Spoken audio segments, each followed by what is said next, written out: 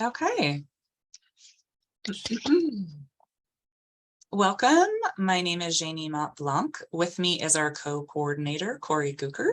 And on behalf of the Great Basin Fire Science Exchange and our partners, I would like to welcome you to the third of 4 webinars in our series on seed innovations for Great Basin landscapes. Today's webinar is on seed delivery. We have 2 20-minute presentations, and then we'll have 15 minutes for questions and discussion. The first talk is Drone Seeding Technology, a case study presented by Mircheva with the Sugar Pine Foundation, Annabelle Monti with the US Forest Service, and Lauren Fletcher with Flying Forests. The second talk is Robots for Microclimate Identification and Planting, presented by Nichole Barger with the Nature Conservancy. Before I introduce our presenters, I will go over some webinar details. We're using Zoom Webinar as our platform, and its only drawback is that attendees can't see other attendees. So if you'd like, please enter your name and affiliation in the chat for a better sense of community on the webinar. But before you do that, please go to the 2 drop-down arrow in your chat to change the audience of your message from panelists to panelists and everyone. That way everyone can see it. We will also be using the chat for questions, so please type in your questions at any time and I'll field them to the presenters after the presentations. Now I'd like to welcome our presenters. Mircheva is the Executive Director of the Sugar Pine Foundation, a nonprofit dedicated to restoring white pines.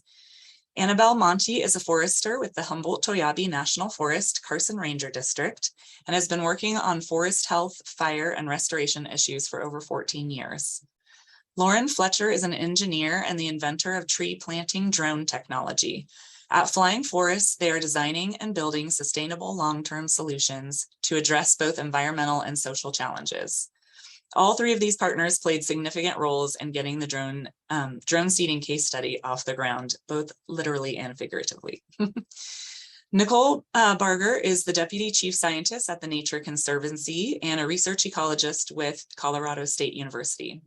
Her work supports sustainable land management and restoration of a broad variety of ecosystems throughout the world and includes partnerships with diverse governmental entities on land degradation and restoration issues, such as the ecological risks of fire mitigation treatments, historical drivers of biogeochemical responses to woody plant encroachment, forest decline and regeneration, and restoration of degraded dryland ecosystems. Welcome all, and thank you for presenting today. So Maria, I will stop sharing and give the floor to you. Hello, everyone. My name is Mircheva. I am the Executive Director of the Sugar Pine Foundation. These here are sugar pine cones. This is actually a view from a tree when we climb it to collect sugar pines. I'm not sure if you've heard of the Sugar Pine Foundation. It's a small nonprofit based out of South Lake Tahoe, California. It was formed to restore sugar pines from white pine blister rust, a non-native invasive disease that's plagues sugar pines in all white pines, so western white pines, white bark pine as well in the Tahoe Basin. I was tasked to introduce this project because it was started as sort of my idea, but it's not a very original idea or anything. Lately we've been getting a lot into fire restoration, not just sugar pine and white pine restoration, because that's where the replanting is usually happening, is in fire scars. So the Loyalton fire happened in 2020, September of 2020, and it burned 47,000 acres. And after it happened, and after every fire happens, I try to contact landowners to ask if we can do tree planting there. I mean, not just sugar pines, but the native mix of species. We organize a lot of public plantings as well. And we also help collect seed. That's where this picture is taken, collecting seed when the cones are ripe, and growing seedlings for reforestation. I saw some of you here BLM and different NRCS, but we are working with the Forest Service and BLM and private and public landowners to reforest. So after the fire happened in September 2020, probably in October, I wrote everybody who I could think of who manages land in the Loyalton fire. That would be Humboldt-Toiyabe National Forest, California Wildlife, Department of Wildlife, Sierraville Ranger District, and I asked if somehow if we could help, because we have seed from that seed zone, if we could help reforest. And I got a little bit of a radio silence, and I think because at first when the fire happens, people are trying to mop up, and our federal and state partners have to go through a lot of legislation to actually get to replanting. But then I contacted also individually everyone, and Sierraville Ranger District did want to do some planting, and couldn't get much traction from anywhere. And then around Christmas time, I got a lot of emails from our members and supporters, and they always try to also give us advice and ideas. And everybody was sending me stuff about drones and drone plantings and how could drones help. So I went back to my email to everyone and I wrote, "What about drones?" And Annabelle immediately responded. She was interested in trying out drones for replanting in the Loyalton fire. So that's where it started. And it was just an idea. At the same time, it was just I participated in something called it was also an internet meeting called the Million Trees campaign. And that broke into different groups, and I met somebody from Truckee that also is partners in a drone company. And so, yeah, it was a kind of a perfect storm. But of course, it wasn't just there's drone seed, and of course our board was like, okay, we got to connect to all these drone companies and see who could do this. And at the same time, talking with Humboldt-Toiyabe, Annabelle, of where we could do this.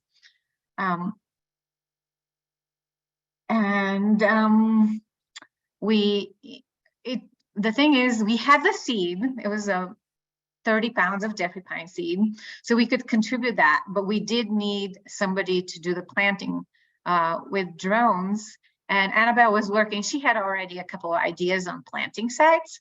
So the thing we needed the most is a company for doing this with drones. And we contacted Drone Seed, but it was kind of too late for them. They weren't very interested, too small of a project, too late in the process. And I didn't get a good response. Kind of was like, oh, maybe at some point it sounds interesting. And so I pursued it a little more with Flying Forests, and Laura, I can't remember the name of the person who connected me, but Lauren, you know, and you can mention. And he connected me with Lauren. And once I started talking to Lauren, he was more local, out of Reno, and I felt like something might actually happen. And it was easier. He would actually answer the phone. With other companies, you have to go through several levels of people until you get to somebody to talk to. So that's how this whole idea was born. It was just out of an email and our supporters like giving me ideas. And we said, okay, we'll put away some money. Let's do this. There are some local partners who can help us. And we pursued it with Annabelle from the Humboldt-Toiyabe National Forest and Lauren from Flying Forests. And the Sugar Pine Foundation provided the seed and the funding to pay Flying Forests. So maybe I'll pass it on to play the video of what happened, and also for Annabelle and Lauren to present what they did for the project. Yeah, thank you so much, Maria. I forgot, we're going to skip the video because I just posted the link so people can have it and watch it on their own, because I forgot that we'll get copyright infringed in the video, so I can't play it on the webinar. So I apologize. Oh, okay. Basically, it's a news reporter that came to the planting and produced this article and video. Yeah, thank you. Yeah, and I put the link in the chat for everyone so they can watch it if they would like. All right, thanks, Maria, and take it away, Annabelle. Good afternoon, everybody. My name is Annabelle Monti. I'm a forester for the Carson Ranger District of the Humboldt-Toiyabe National Forest. I'm based out of Carson City, Nevada. And I just want to echo some of the points that Maria brought up. This whole project or trial, if you will, really was born of the partnerships that we had already been working together. I've worked with the Sugar Pine Foundation on several other planting efforts. Them being very popular in my local area here. We had already connected on in the past for different projects. And then when Maria sent me the link about, hey, check this out. What do you think about this? I was instantly intrigued. I'm a big fan of trying new innovative technology to see what can work or what might work or what might need to be refined with that. And the Loyalton Fire presented an excellent opportunity to test drive this. The logistics for this trial were really what drove the project in general. You know, where could we reasonably get to a fire burned area, what had road access, what was feasible to actually do on the ground on a trial sized effort to glean some of this information and figure out how this was really going to be applicable and what would work. I definitely want to stress that the point of this project or trial was not to get trees to grow. I've said that from the very beginning. If any trees grow out of this, that will be a bonus that I will be very excited about. But more than anything, I, working for a land management agency, was very interested in the logistics of this new technology. What opportunities could this provide to us to maybe bring some innovation to maybe our traditional planting techniques, and what doors would this open in terms of fire restoration? You know, how could we expand upon this on the broader landscape? And so what tools could we really get from that? And luckily, the Sugar Pine Foundation and Flying Forests came to the table, and it was an amazing experience. It was really cool. It was a great couple of days. I've learned a ton about it. And so I'm really excited to have the ability to share some of those lessons learned and some of the things that we figured out. Unfortunately, like Janae said, we can't show the video on here, but I would definitely encourage you, if you have a second, to go check the video out and just see the news article that came out. It's pretty cool to actually see it in place.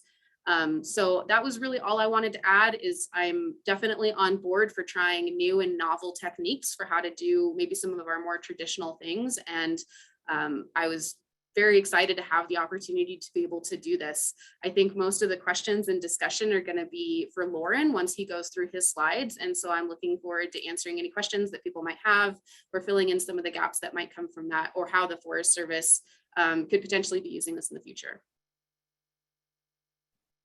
Great, thanks so much, Annabelle. All right, Lauren, take it away.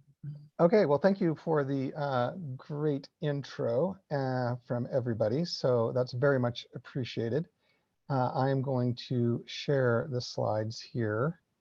Let me know, are you seeing the slides? Is that correct? Yep, it's not in slide present mode yet, but I see them. Is that present mode now?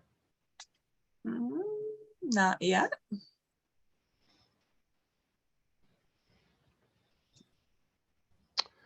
I have it in present mode myself, so I'm going to step through it one way or the other. So Okay, sounds good. So we'll start with it. Look, first of all, the first thing I want to say is a huge thank you to all of the collaborators that we had on this. Maria's funds were fantastic, but hardly covered everybody's time, and especially the volunteers who helped us make the seed balls, which we will show you how intensive an effort that is. When I invented the tree planting drone technology in 2009, it was really to address this piece of the problem. The annual net deforestation combined with the degraded lands means that we've got this massive backlog of problems, and the current state of the art in 2009 was just not positioned to enable us to be able to address that problem in a meaningful way at that global scale. So it was really a global macro scale approach. But when I did that, I really took a look at it from that macro scale. So how do we plant an additional 20, 30, 40 billion trees a year. And when you go down that direction, you start taking a look at designing drone-based solutions that are actually pretty good and efficient at that large scale, but they don't actually scale downwards. So after the founding of Biocarbon Engineering, now Dendra, I was the coffee shop conversation that Drone Seed had, which inspired them to create their company. And that vision pretty much has driven the entire global industry, but it drove it towards this piece of the problem: macro scale, enterprise scale contracts, governments. What it meant is that the overwhelming majority of people around the world, 80% of global private forested landholders, don't own enough land to scale up to the minimum scale of the current operators. And so we created Flying Forests to address that gap in the market. It works like a lot of the other drone solutions that you've seen. We use data, ideally, that tells us where to plant it. In combination, what we did for Flying Forests is that we scaled down the technology. So no more swarms. It's one pilot, one drone. A team would be 3 pilots, 3 drones, a truck, a trailer, and then they would go out and they deploy. And that gives you a scale that's actually pretty interesting. So this is the capacity that you can plant on a daily basis. Now, the number of hectares you can plant, of course, is based on density. Yes. Can I interrupt for a second? I wanted to make sure you knew that your slides aren't advancing, or did you want them to? Oh, damn it. Thank you. No, I do, and they're not advancing. Can you see this piece of the slide You're on share? slide 6 now. Pardon me? Do you want to be on slide 6? You're on slide 6. Wow. It's skipped from 2 to 6. Okay, great. So if you can see this and it's 6, that's great. That's Okay, perfect. fine. If you wanted to take a look at the big size of the problem, 2 trillion trees, this state of the art, this is why I did it. This is the market gap. The existing drone solutions are up here. This piece right here is what we really created Flying Forests around. And then the technology itself works on big data. You map it out. In parallel, we chose to go with seed balls as the delivery solution. And then we have this, like I said, 1 pilot, 1 drone, 3 pilots, 3 drones, a truck, a trailer gets you almost 100,000 a day. At 1,000 a density per hectare, that could be as much as 100 hectares a day. Depends on what your environment and planting requirements are. To give you a scale, an idea of the scale, per day, 1 team can get you 32 hectares. 4 teams with 12 drones will get you 385,000 a day. And then if you start scaling that up to a year with 104 planting days, 1 drone is 3.3 million. 4 teams get you 40,000 hectares, 40 million seed balls. 50 teams by themselves will get you 500 million. So it scales pretty quickly. And of course, the technology is amazing. But this isn't always about the technology. We'll get into it. It's about not just planting things, it's growing things. Now, on the seed ball production side, this was what we did for the Loyalton job. We used manual equipment. I'll go into that a little bit. The formulation here is dry powdered clay as your structural element that holds the seed ball together, combined with 2 forms of compost with the biochar, your seeds and water, and it's mixed together in a bowl. And then you'll manufacture it. I'll give you a closer up view. We tried a number of anti-predation additives in the greenhouse to take a look at what that would do to the germination rates. On a manual production, 4 of us could produce almost 10,000 a day. We do have semi-automated equipment that would allow 2 people to produce at least 100,000 a day. So the production itself also scales.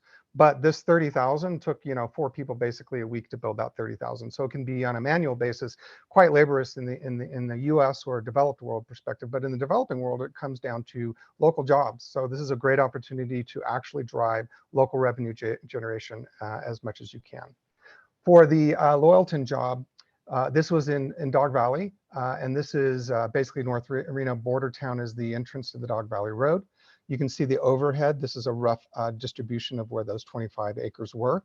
I had a number of sample plots that I used in order to collect data. So as Annabelle was saying, it's 25 acres, 1,000 seed balls per acre. The soils were rocky, poor quality. It was in the Sierra rain shadow, so there's not a lot of rain to begin with.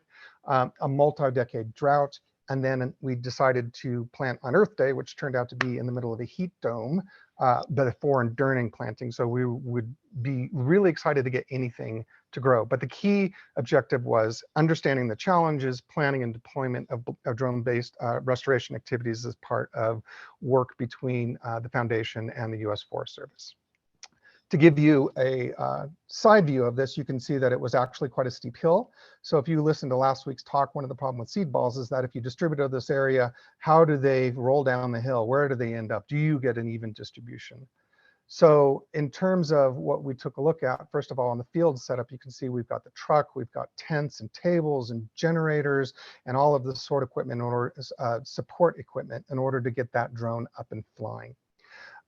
For the field data collection on those plots, so this is one that's up on the hill, plot 1, you saw it up here, plot 1 all the way up there, and it's a big climb up that hill. But what we took a look at was a 10 by 10 meter plot. So this is one piece of that 10 by 10 meter plot. We took a look at hand data collected, which was the seed ball distribution, the seed ball position, breakage, predation, germination, growth. From the geospatial data, we took with drones, visual multispectral data with georeference control points, so we can go back and continue to take data and reference it to each other over the years to come. Now for the data itself, for field results, taking a look at what I was looking at. So did the seed balls land in an open area? Did they land next to a rock? Were they whole or were they broken? And so now I take a look at the distribution. Now it was a 10 by 10 meter plot, which was my control plot, with a 2 by 2 meter distribution on the drone for each of the seed balls. We would expect to see about 25 seed balls per plot. What I found was in the 3 plots, 18, 16, and 18. So it was a pretty good overall coverage, and in fact, across the each individual box, you'd see 2 to 3 in each individual box, so distributed within the 10 meters where it was supposed to be. And the difference in what we expected in terms of the total is probably due to wind speed and differences in what we thought the aerial velocity was, and the actual the distribution throw rate could have been off a bit from what our calculation projected was. So that would explain some of the differences on the lower side. Then we took a look at the state of the seed ball after distribution. Did it break on landing? Because you're dropping it from basically 10 to 15 to 20 meters of altitude. And we did indeed see quite a bit of breakage. So about 66% was breakage. Now breakage being defined as a ball that was broken, but the seeds were there. A whole ball, no breaking, and all the seeds are there. And then the last piece was going to be predation. That's the green one. That means a critter went in and chewed it apart. So you'd see the pieces of the seed ball, but no seeds. So that gave you an idea that after the first week, we were still seeing low predation rates. And that's what we had. It was a month before I got back to take a look at it, at which point seed balls were broken down in terms of this heat. So I wasn't able to tell whether there was additional predation, but that certainly gives us an initial idea of predation. Location of the seed balls was a pretty 50-50 in terms of open area versus a rock. There wasn't a single one that was placed on top of an obstacle, which is one of my biggest concerns. Like with direct seeding, you throw the seed out and it lands on top of something, it'll never grow. So this gives us an idea that those seed balls will actually roll to some place that can actually turn into growth. In terms of germination, yes, I was so excited when I found our growing trees. Yeah, there weren't many of them, but in comparison, in the same technology and approach that we did in Panama a month before, we were getting almost 100% germination rate. So the take-home message is that the seed type, the species, and the environment matter, and you need to be matching the technology and delivery to the location to make sure that they actually work. For the other piece, I wanted to make sure that the lack of germination or low germination rates were not due to the seed ball or any of the additives. So I did a full greenhouse set of trials, and I'm going to go into the details because we're running out of time. I recognize that. So I set these out with a number of base formulations. You can see once I set them out, the next week they start to germinate. By week 3 or 4, you can see that they're growing quite well. On the key results, is about one piece is how many seeds. It's like a cookie dough mix, right? So how many seeds are there in each seed ball? Because we put in obviously more than 1 per one. On average, it was about 2, but it was 0 to 7. So it was quite a bit of difference. On the first batch of these, I had a 90% of the germination occurred in the second week, post planting. Nothing after the third week. But on the second batch, germination started to push into the 5th week. And I think that's really because the temperatures were starting to rise because I was in the middle of the summer by the time I did that. What you can see here, though, is that here's the base seeds. 90% of the base seeds grew. But when you added in the construction of the seed ball, that reduced the germination rates. And then you can see also there's an effect of between the germination rates and the additive, what that does to it.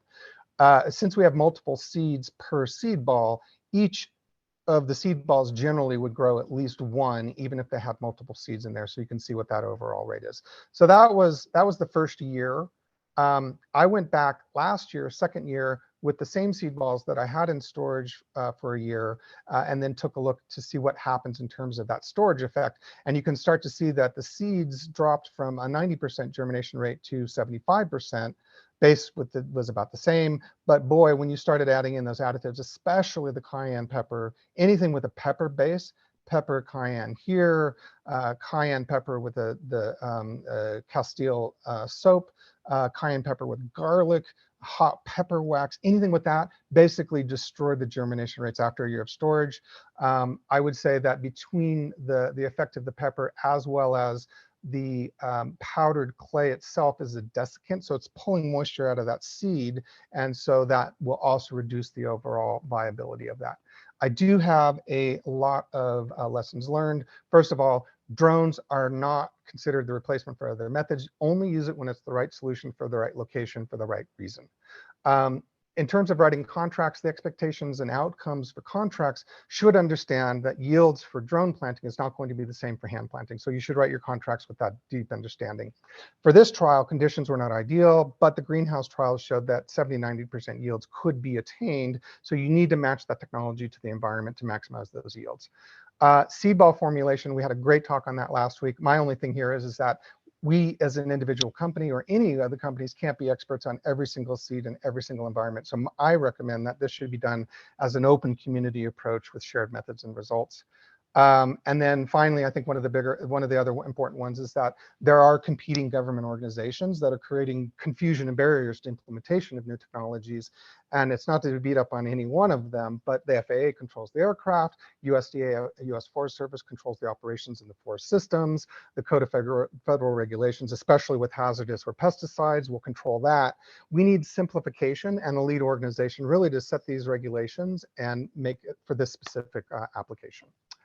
And I will put this up. If you want to contact me, you are more than welcome to do so. So thank you for your time, and I'm sorry to push you into your time, Nichole.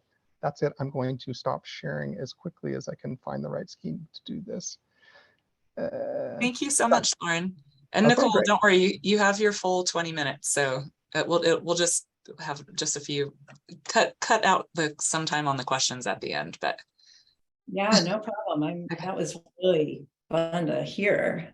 And let's see if I can get this one into present mode. Goodness.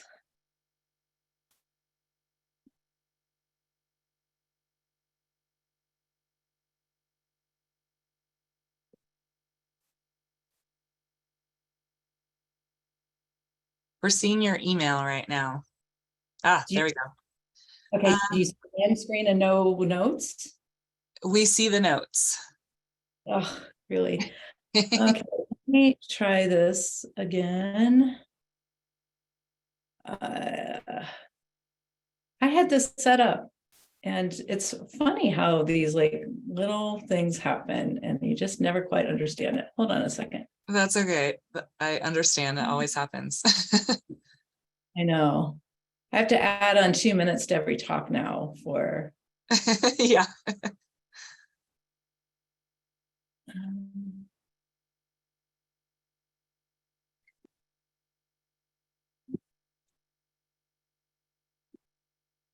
Okay, I'm going to try this again.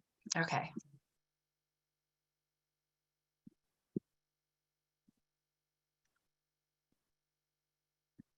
All right. We see your PowerPoint and it's in, try slide. Oh, So no. you still see the notes. Still see the notes. Yep. Okay, well, I am going to just try to do this the way my screen is set up right now. Okay. And it still looks good. Okay. So does this work? Oh, yeah, there we go. Okay. Yeah. And it's not in the first slide. Hi, everyone. Thank you so much for the invitation. I'm Nichole Barger, and I recently stepped into the role as Deputy Chief Scientist at the Nature Conservancy, but doing this work, I was a professor at the University of Colorado. So I'll be talking about developing autonomous robotic platforms to restore restoration of degraded rangeland ecosystems. And we have the cute name RestoreBot for this project. And autonomous robotic platforms is really never, as an ecologist, what I thought I would be explaining in a talk. So it's pretty exciting for me to be working on this project. So just to take kind of a broader 30,000-foot view, we have these ambitious goals for restoration that were set in June of 2021 by the UN Decade of Restoration to restore and accelerate global restoration goals with the aim to restore 1 billion hectares of degraded ecosystems by 2030, which is an area approximately the size of China. And so with these international pledges that we're seeing, not only for forest restoration, but restoration of a broad range of degraded ecosystems, with ambition, we really need to expand our collaborations with multiple disciplines into more innovative approaches. So when you do a search on degraded lands, this is one of the most common images that you'll see. Lack of plant, no, like little to no plant community, degraded soils, often degraded and cracked soils.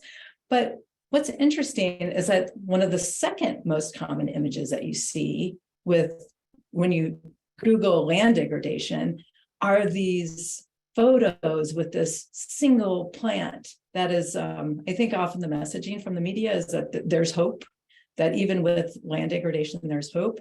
And so if you look closely at some of these photos here, you can start asking the question, wow, there's one plant, why there? Why is it recruiting there? And what opportunities do we have in these highly degraded landscapes for restoration?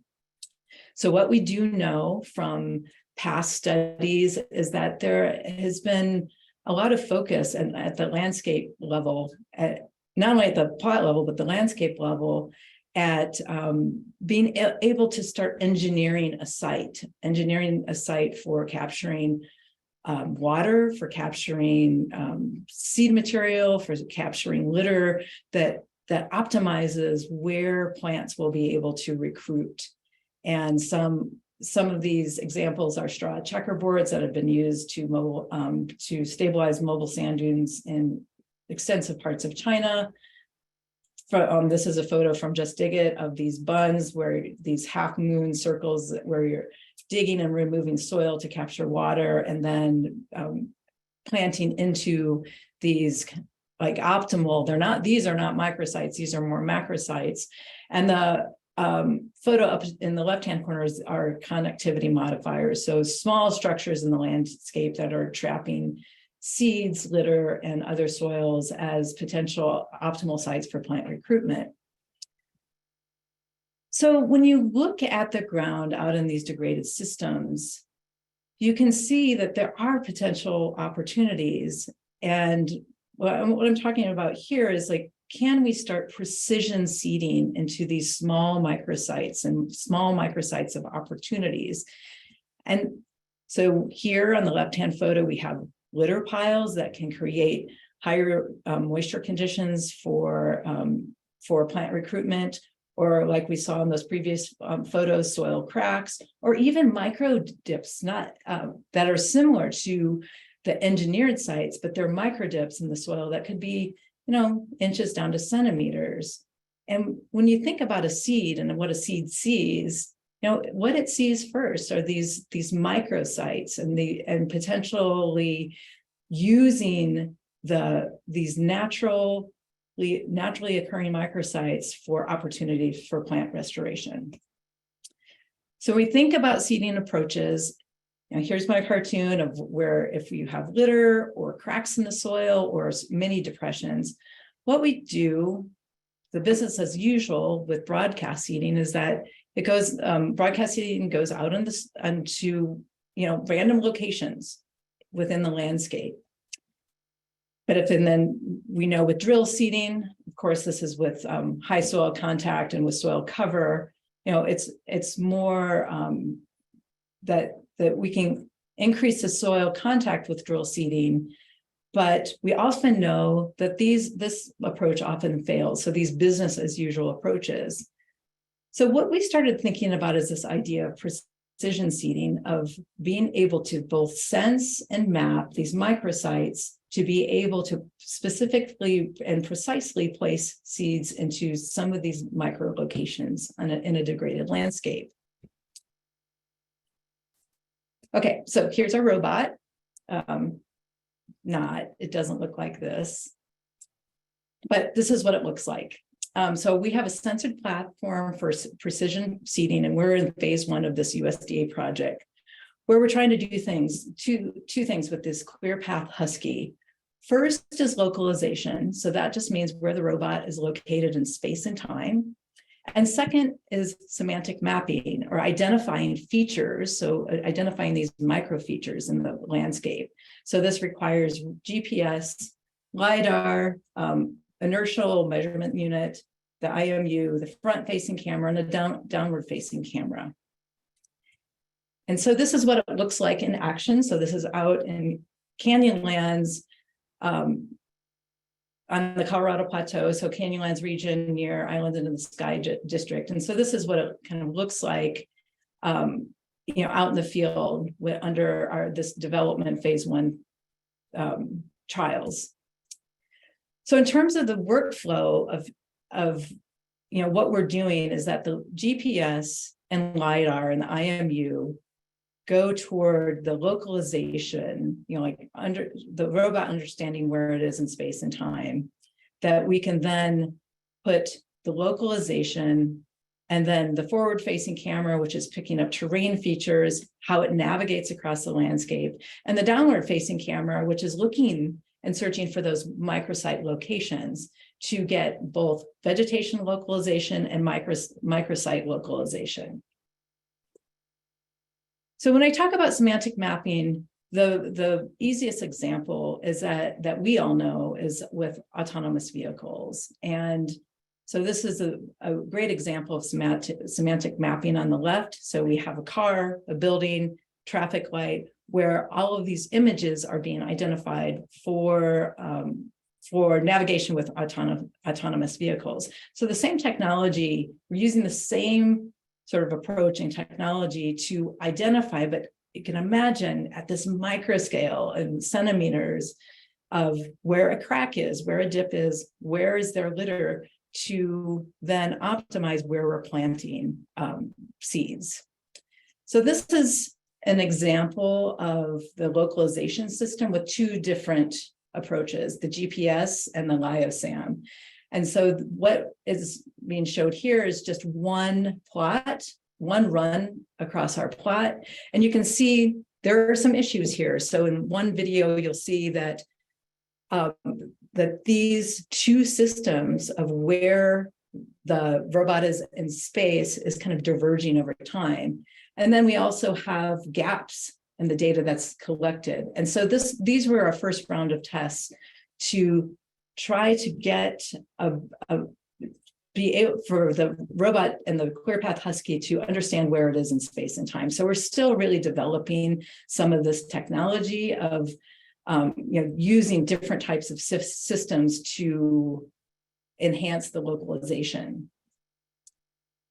So this is just a static map of November and May images. And so this is just to show and illustrate that we can map it in 1 month, for example, in November, and then go back again in May and start thinking about how we program the robot to not only think about doing the planting, but go back and do monitoring over time. So in terms of microsite detection, what we do is start using this image analysis to identify those microsite locations. So the litter cracks, dips. So we're training the model with, hundreds of images of identifying, well, this is a dip, this is what it looks like, this is the crack, this is what it looks like, this is what a plant looks like. We label those and use those as the training data,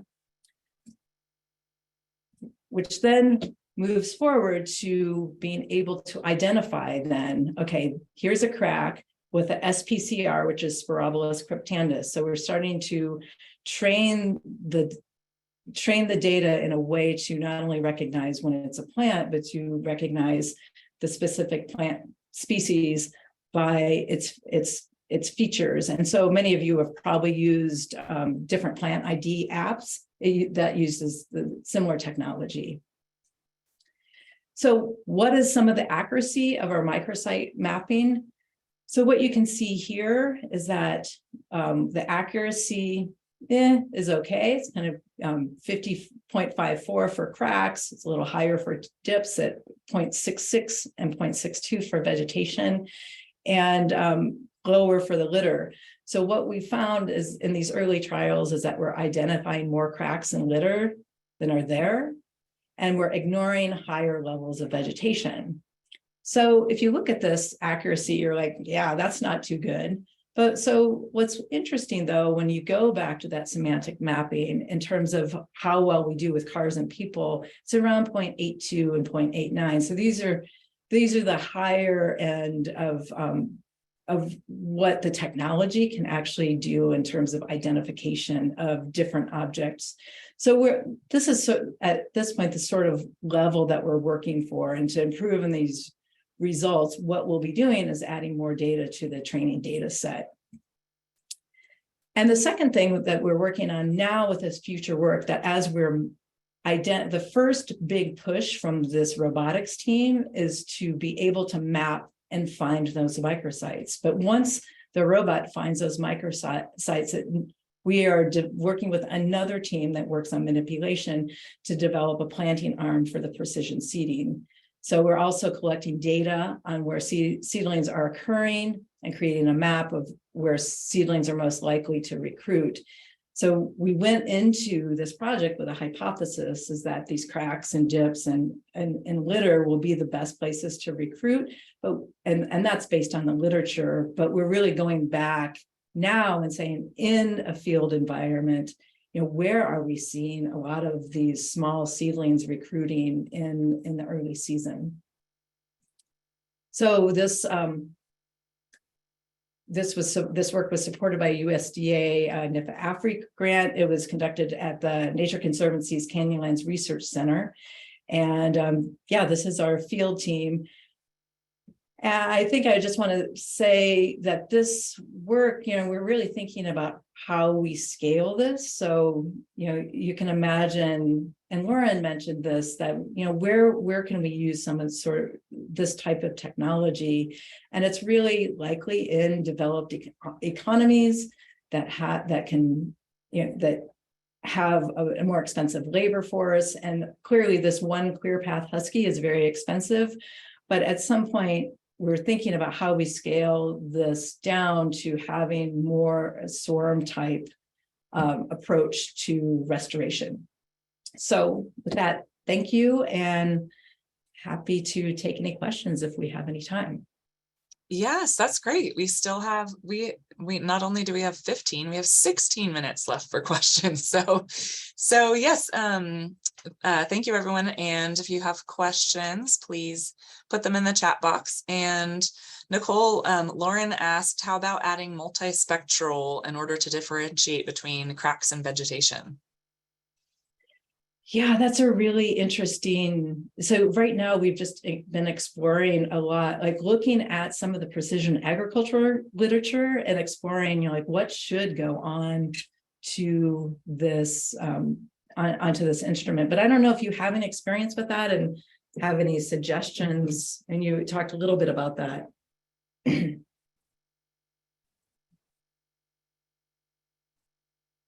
Are you asking me to jump in? Yeah, Sorry. yeah, I would love to No, know. Yeah. so what I would say is that the multispectral will get you in DVI, and so that will help you differentiate between vegetation versus cracks that could appear on a visual instrument, or the IMU is almost the same thing depending on the shape and form. That it would just be more data. I mean, until you actually do the comparison, you're not going to know. And I'm not saying it's better than one over the other. I'm saying all of it. Do all of it at the same time. Yeah. Yeah, thanks. Another question, any ideas about how to avoid pathogenic fungi that can be living in the litter? Oof. I don't know, Craig. You have any ideas? We haven't even gotten that far to think about. And this, when I think about the pathogenic fungi in the litter, I often think of like deeper litter layers of, potential mulch in, post-fire environments. And also, I actually forgot to mention that, we're thinking about deploying these type of instruments in a post-fire environment where people might not want to be. So anyway, inoculate seeds with symbiotic fungi to fight pathogens. That's a cool idea. And so maybe taking some of these seed technologies and seed balls, and we haven't even gotten to the point of thinking about when we plant, it won't be just a single seed, but you're probably using some sort of seed coatings. Yeah, thanks for that suggestion.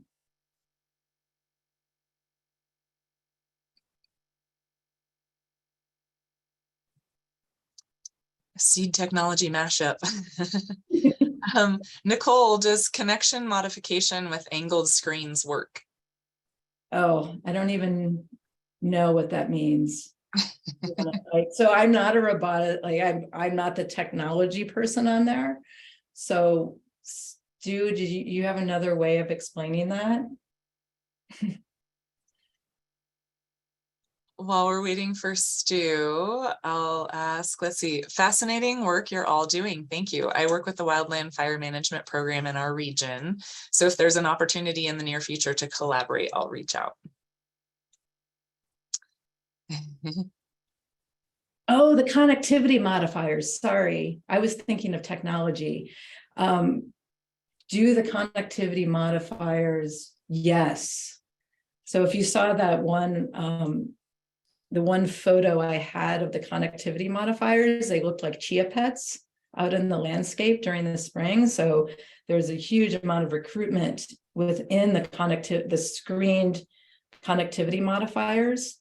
And then in the interspaces, far fewer. I mean, the problem with that one was that it was mostly pasture weeds that we were promoting, but it actually does work fairly well, given that you are going into a good year with adequate moisture.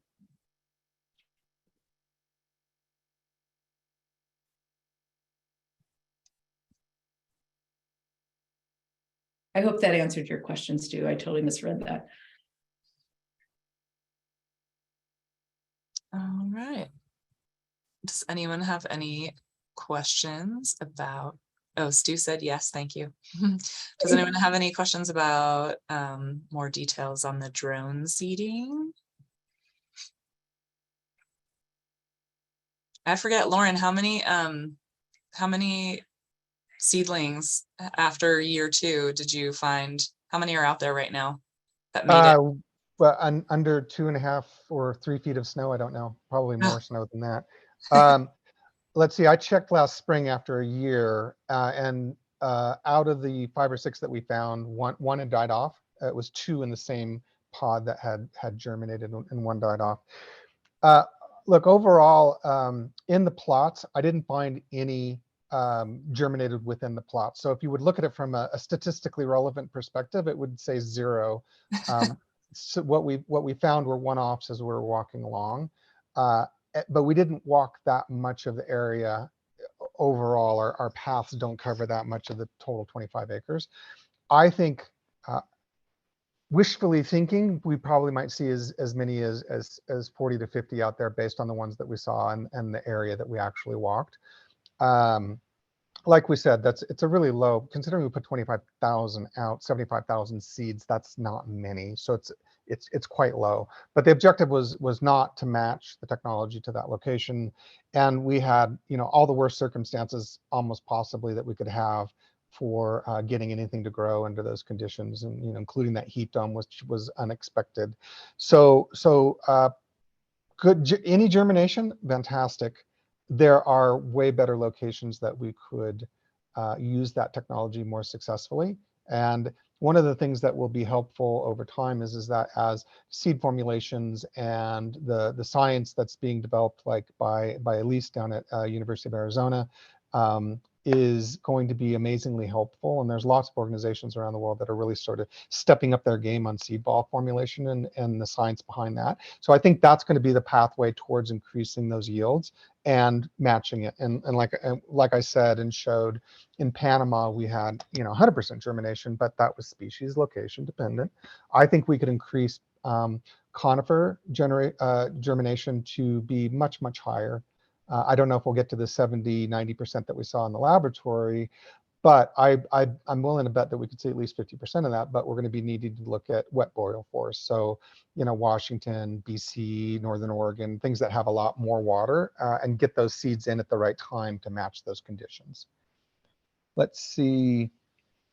There's a question on anti-predation.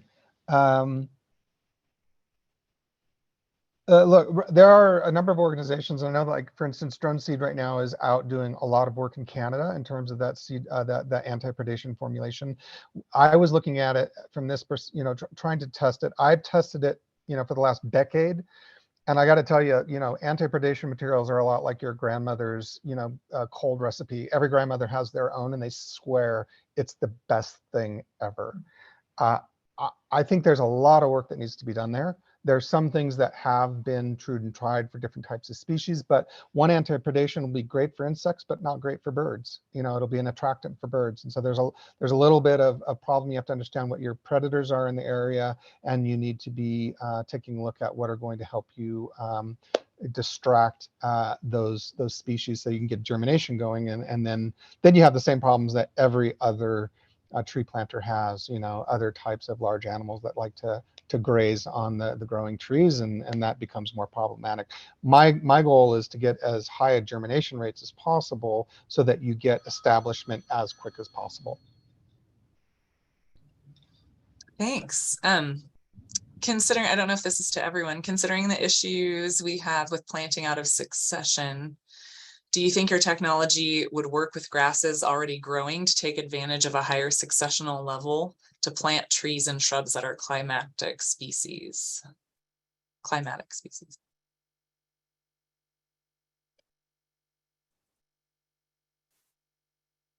Well, I guess I talked a little bit about, identifying microsites for planting. And so that the same would hold true, that if you have grasses or shrubs on the landscape, you could identify those with the forward-facing camera with the robot on the ground, and then say, okay, let's plant on the northeast facing area, like a cooler, wetter, shadier area.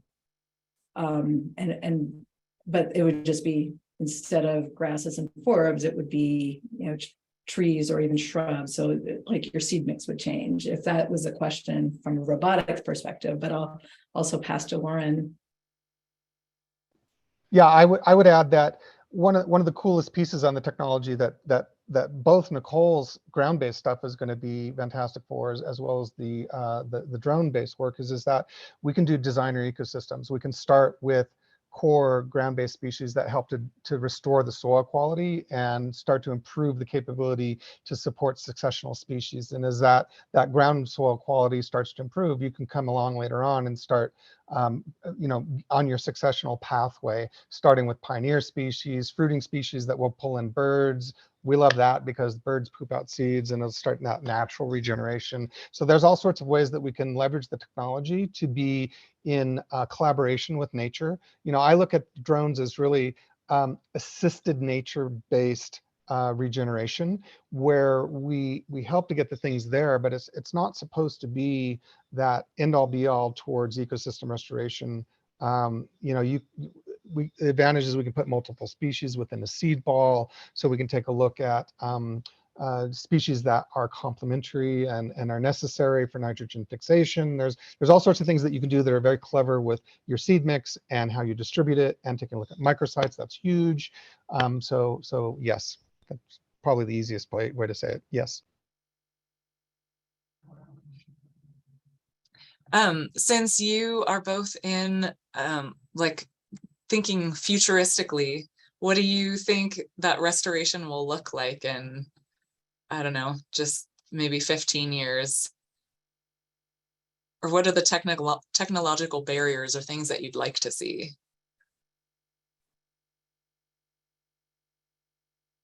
Well, I would say that we just have a very long sordid history of failure in restoration. And I think that with some of, expanding outside of the ecological community, what I hope is that we're advancing higher success rates, especially in highly degraded environments. And so that's what I hope in the future is higher success, and being, and this is what Lauren and I and many others who are talking here are thinking about, is scalability. And how do we scale into these large scale restoration activities? I would, which is a fantastic answer. I would also add the social impact side. So this isn't, planting trees is not growing trees. And when you're certainly looking around in the developing world, far too often the big NGOs, sorry, Nichole, like to pay for planting projects, and they do one-off payment for planting a tree, and then they don't come back the next year. And the problem quite often is that local community the very next year also still has to earn money to pay for food or whatever they need at that local level. And so they start looking for new opportunities, which could be, well, I'm going to expand the herd of my goats, and where can I graze them? Oh, there's that really great place over there that we're not doing anything with, even though we planted trees there last year or the year before. And now you got a bunch of fat, happy goats and no trees. So when I look at it from our perspective for Flying Forest, it's really a collaboration of technology with local communities. We've sized it such that it is locally owned. It has local employees. We draft in and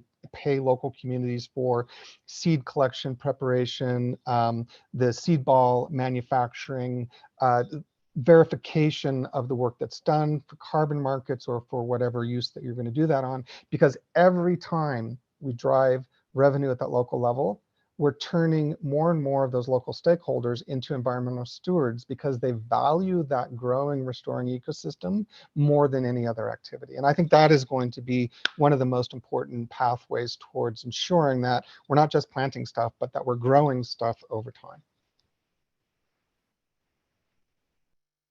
Great. Thank you both so much. Amen. Couldn't agree more. All right. Well, if there are no further questions, I just want to thank all of our presenters for being here today. And this is really fascinating and makes me excited about the future. We would greatly appreciate it, audience, if you'd take our 3-question survey that will appear after I close the webinar. And this recording will be posted to our Great Basin Fire Science YouTube channel within the next few days. And the link will be automatically sent to you through a Zoom webinar follow-up email. We hope you can join us on Thursday for our final webinar in this series, which will discuss survey results of management perspectives on seeding and close with Q&A and thoughts from seeding practitioners. If you have further questions regarding today's or other webinars, please email or call me anytime. Thank you all for attending the webinar, and thank you so much to all of our presenters. We really appreciate it. All right, have a great day, everybody. Thank you. Bye.